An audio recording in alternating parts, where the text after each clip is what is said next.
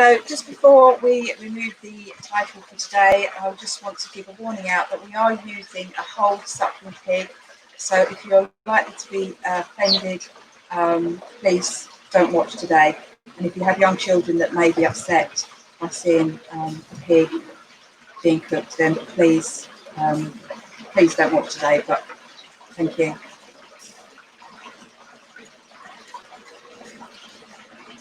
Good afternoon, everybody. As you can see, we've had a bit of a change around in the kitchen today, so we can get the two fires on the go. So we've got the pig roast in here, which has been on now for about 4 hours, 4.5 hours. So that's doing quite nicely there. We just keep turning that, and I'll turn that again in a little while. Now on the fire here today, I've got 2 dishes on the go already. So I just wanted to get a bit of a head start. And these are 2 dishes that would go really well with our roast pork. So the first one I'm going to work on here is this, which is yellow split peas, or white split peas. Now what we've got, I've got them in there boiling. So they're just going to mash down to create a nice, bit like a mushy pea, but it's called a white pea soup. So now that's just the peas with some water in there at the moment. And what I'm going to add next is some of the flavouring. So we're going to add about half a glass of white wine to that. Just tip that in there, and then we're going to add our spices to that. So I'm just going to stir that in a little bit. Now this is boiling nicely over this fire. It's been going for about half an hour now. We want those peas. They were dried peas, so they've been parboiled for about 15 minutes to start with, and now we're just going to finish cooking them. So we want them to go nice and mashy. This is a perfect accompaniment to our pork. Now, what I'm going to add to that is just some salt and pepper. So it's very, very simple recipe. So that's about 4 ounces of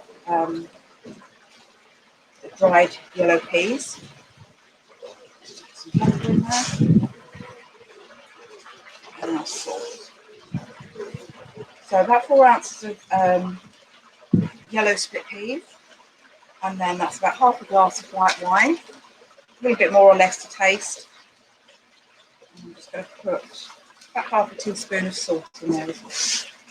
And that will help to bring out a flavour. Now we're just going to leave this to boil on the stove here, because as I say, it's just got to mash down quite nicely to just a nice pot pulp. So it's like a mushy pea soup.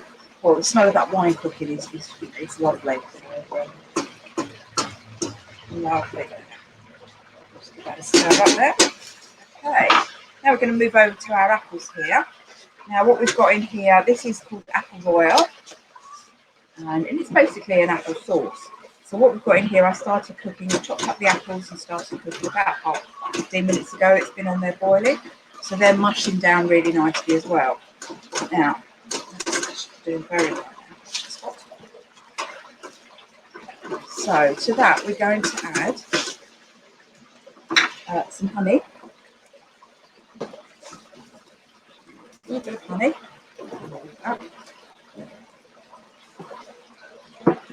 and some saffron. As you can see, I've got my spice box here. All the spices would have been kept under lock and key. Very, very expensive. So this is really a banquet for a very high status person.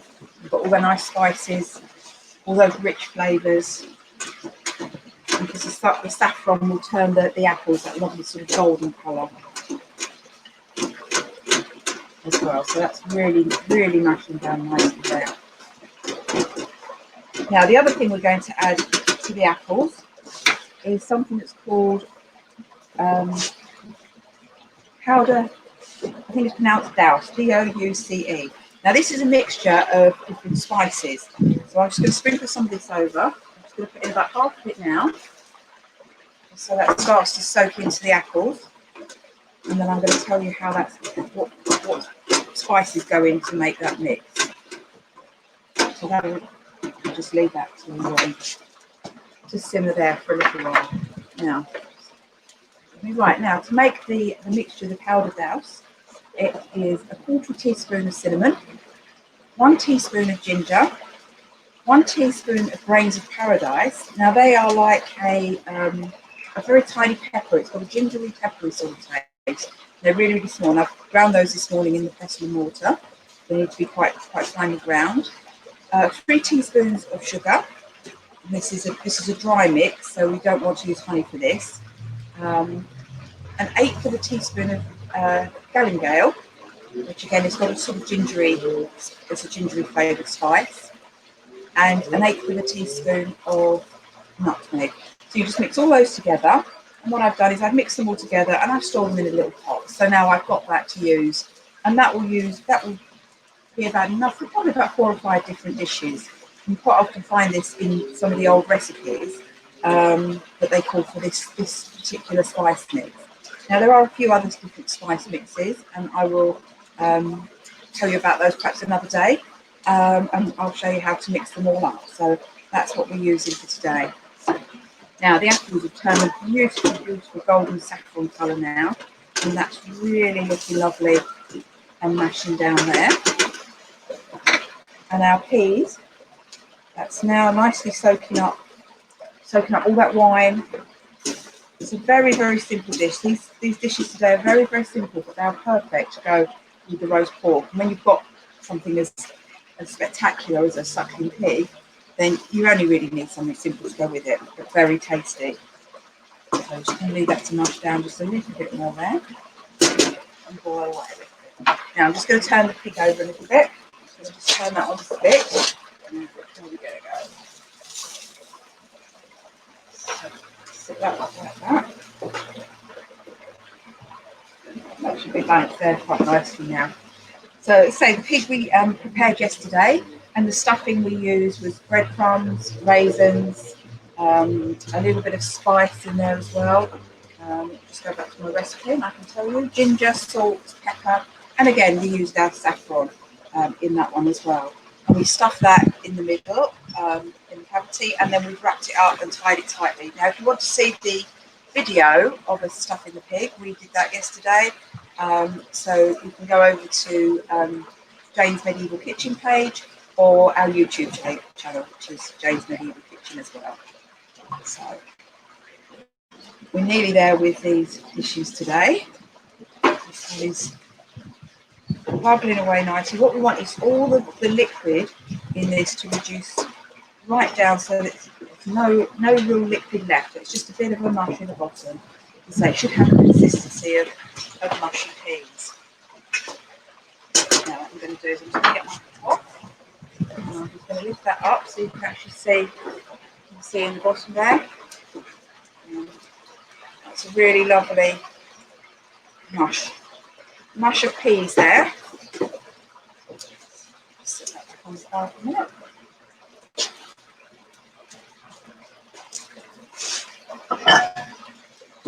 Get the bowl. What we're going to do with this apple, we're going to take the apple out here, and we're going to mix in the last couple of ingredients, which is the rest of the powdered house and some butter. So this makes it nice, rich, and it gives it a nice shine as well, with the butter going through that. And that's nearly there today.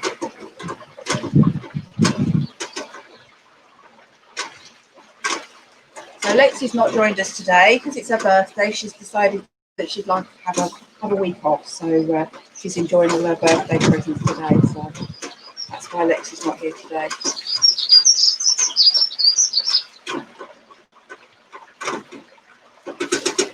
Do that. Right. What I'm going to do is going to carve off some of this, the meat off this pig here. So get through the skin. Lovely bit of crackling on this pig today. It's well cooked through there. Put a couple of slices of our pork onto the plate there. Just turn it over a little bit. Use it on the other side as well.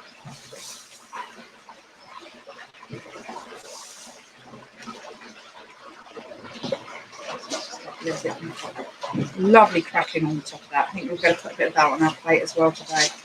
That's beautiful.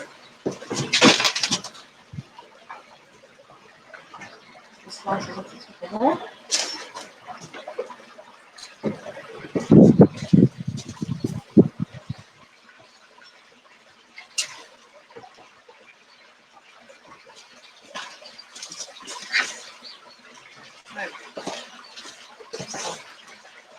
Just a little bit more. I think we'll probably have to leave that for now. A little bit there is not quite good. So there we go. So we have our pork there. Now what we're going to do is just some of these.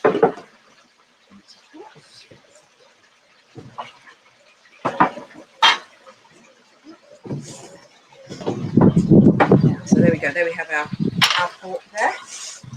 Okay. Yes, you could easily use a pork joint. Now, if you can roll it yourself, that would be even better because you could still use the stuffing inside, and you can stuff it and roll it yourself. Now, I've used a butcher's string to hold everything together today. So yeah, quite easy to use a pork joint there. Now, those peas are nearly there. That's nearly boiled dry, and that's giving us a nice, really lovely mash. The smell is lovely with that wine, that lovely white wine smell.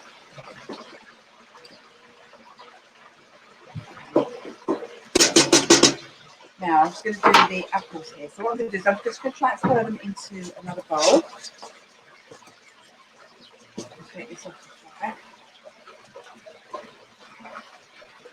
I'm just going to tip those straight into that bowl there.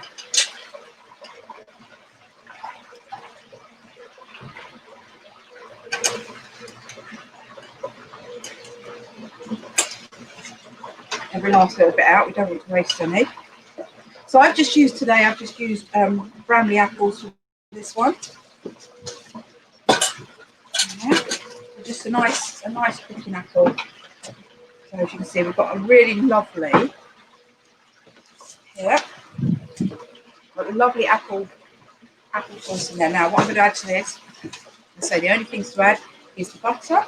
We're just going to put a bit of melted butter through that. And the rest of our spices. Just put those out of the way. Just stir those in. Now I'm just going to leave this just to set just for a couple of minutes, just so that all those flavours really get through all that apple. So what I did is I chopped the apples up to small cubes, and then just boiled them in a little bit of water to start with. You don't want too much water in there because you don't want it to be nice and runny. Now that's a really lovely consistency there, and with the pork I think that's going to be really, really tasty. You've got the sweetness of the honey, the spiciness of those lovely spices there, and the pepper in there as well, with the range of paradise as well, peppery flavour. Okay, so it's just got a little bit of that apple sauce on the side of our plate there. Go with our pork. Now we're just going to have a look at this. This is nice now.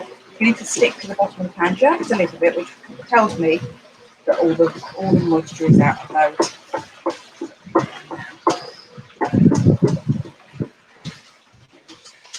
It's just lift it off that heat a little bit.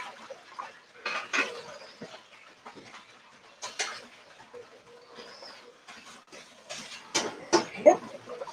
So it's away from the direct heat.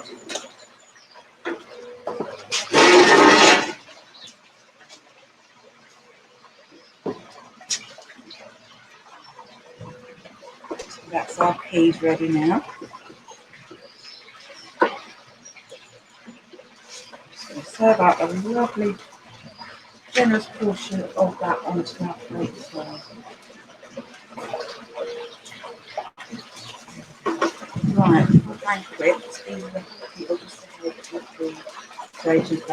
yes, the whole pig probably would quite possibly be paraded onto the banquet all in one go. It would be one of the statement pieces, one of the spectacular pieces. It would be surrounded by herbs, greenery to sort of really make it stand out and look something special. This sort of thing was out. It was to impress. You wanted to impress your guests. You wanted to show them that you had the money to to cook whole pigs and serve them up on big platters. So yes, it would have been a high status. But equally, if you wanted, you could just cut the head off and serve up with the pig, and just have the head on a plate as well.